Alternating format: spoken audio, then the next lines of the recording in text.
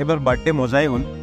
আমি বাৰ্থডে গাৰ্লজনীকে লগাই দিলোঁ একদম চব্জি ভাজি কাটিবলৈ হয় না, দেউতাকে বনালে খানা চানা, মানে ভালেই হ'ল। ঘৰৰ মাছ চাছ ধৰিলোঁ।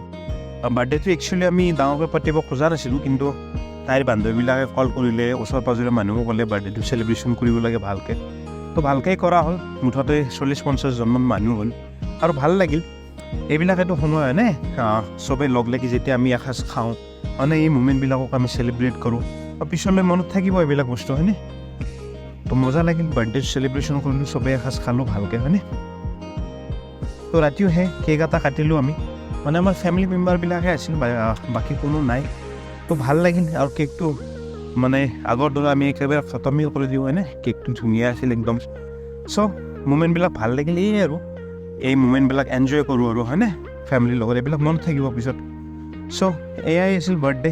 অ'কে, চ' বাই বাই, গুড নাইট।